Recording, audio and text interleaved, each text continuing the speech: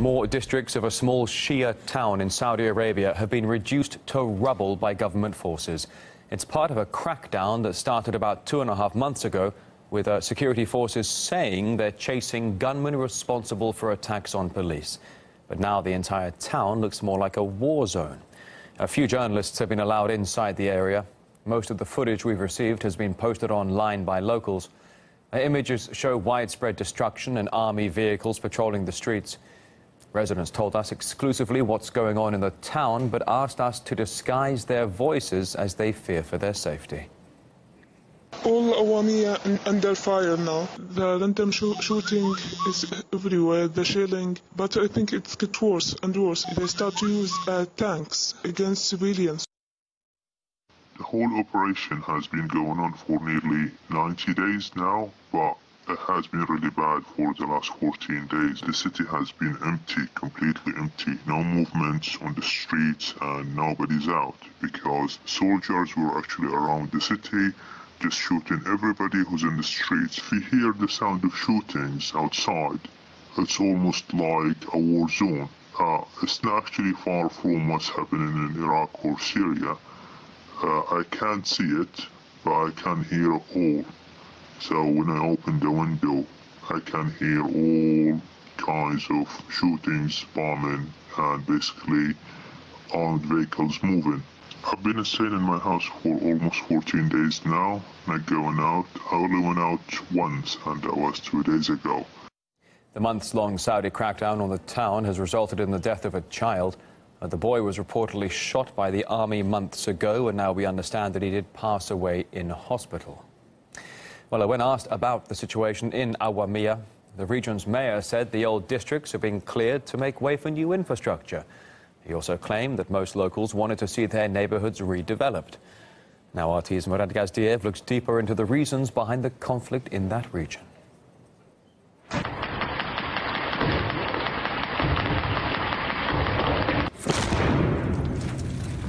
No, that's not a war zone. Don't be daft. That's renovations. A little do-over neighborhood remodeling with guns.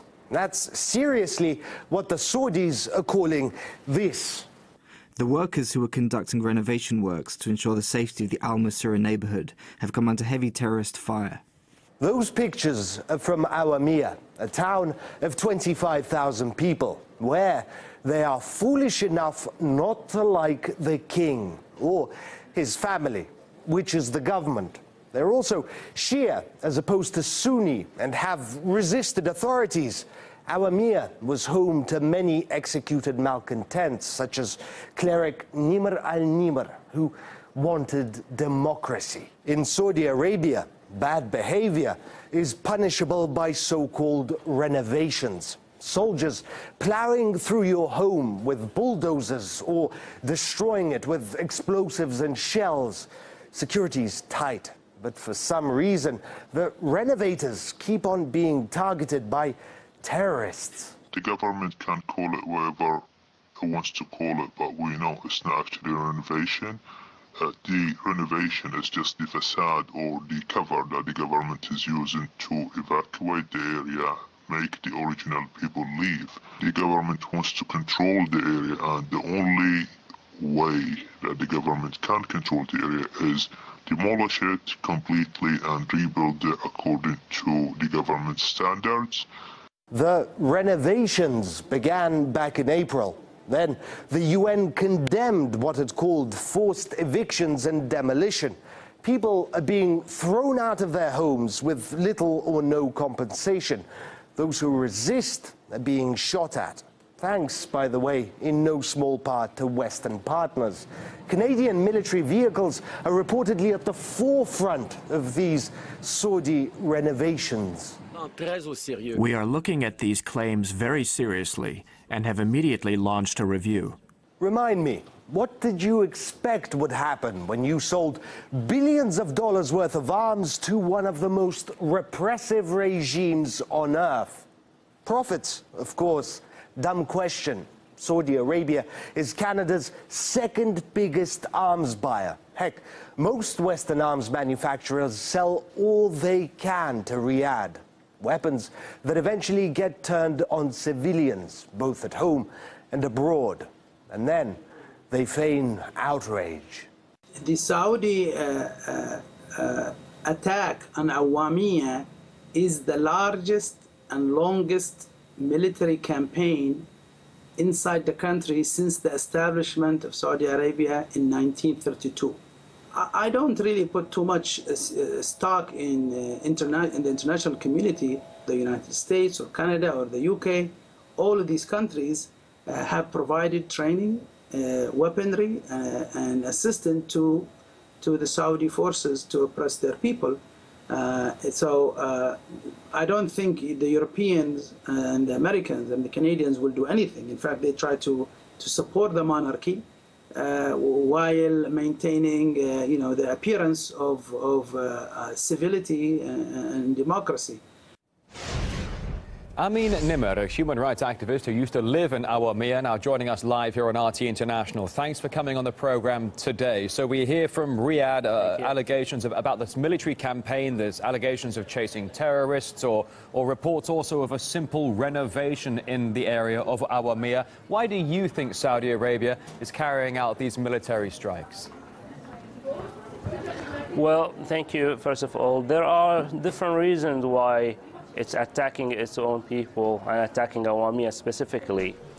First of all, since 2011, Awamiya was one of the strongest towns in Qatif, calling for reforms, calling for more rights in Saudi Arabia, not only for Shia, but even for Sunnis.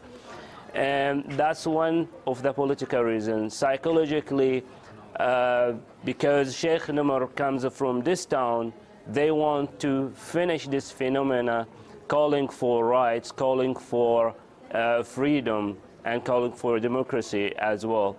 A third reason, socially, they plan to do a demographical change in Awamiya. And the reason, let's say, we have now 20,000 forcibly displaced from Awamiya as a result of this military campaign. So there are more than one goal for the government for conducting this military operation. One of the things as well, from the videos we saw recently yesterday, by the soldiers themselves, they use sectarian words during their celebrating of that, let's say, mission accomplished. Even in Mr. Nemer, I'm sorry, I have to jump in. I do apologize, Mr. Nemer. You mentioned the well-known phrase "mission accomplished." You mentioned 20,000 people displaced. The Awamiya is potentially anti-establishment, and there's some demographical change going on. These military strikes have been happening for well over a couple of months now. Do you think the most active phase of the operation could now be over? We've been showing pictures of absolute devastation in that area. Do you mean that the operation has been finished? Has the operation finished, and has Riyadh potentially achieved its goal? Well, that's what the government says, that the operation is successful and it's finished one stage, and then they will start developing or continuing the developing plan. But I can't see any of that. All I see is only destruction, and the families are outside. So how could it be successful with this destruction? Let aside those who have been killed. Well, you talk about the destruction and those being killed, Mr. Nemer. You mentioned 20,000 people displaced. What do we know about the victims, and what do we know about those people who have been booted out of Awamiya? Victims are almost like 30 so far. We have kids, we have older men, we have women. 2 kids, for example, on the second day, 11th of May, the kid was Jawad Ad-Dagher, 2.5 years. This is the first one. The second kid, yesterday, passed away, but he was shot on the 12th of June, 2 months ago. And he passed away yesterday. These are two kids, elder men, just within this week. One of them, Mohammed Rahman, he was helping people to be evacuated from the town in Abbas. Then he was shot by armed vehicles. Yeah, Mr. Nemer, we've been showing footage of the armoured vehicles patrolling through various parts of what remains of Awamiya. Are you surprised at all by the lack of attention from the international community and ultimately media outlets over the situation? Are you getting the attention you deserve or you need from the global community?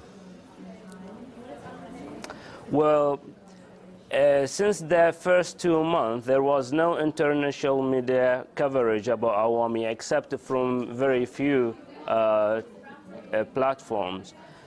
What we saw this week, Reuters and BBC, I'm not sure about BBC, but Reuters specifically, have been accompanied by the Saudi government, Saudi officials, and to cover what's happening, not in details, not the deep story, not the truth. It's only what has been broadcast on Twitter and YouTube previously by activists. So it's just like to cover up about the real situation in Awamiya. I would dare I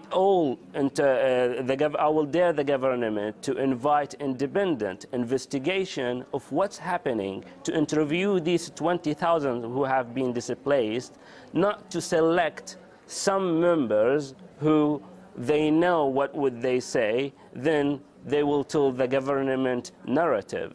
So ultimately, Mr. Nemer, you're ultimately inviting various sources of independent journalists to come to Awamiya and assess for themselves truly what is happening there. Here on RT International, we continue to shed light on this story and we continue to give it full network coverage. Ameen Nemer, human rights activist who used to live in Awamiya, thank you very much for joining us today here on RT International. Thank you. Thank you so much. We have reached out to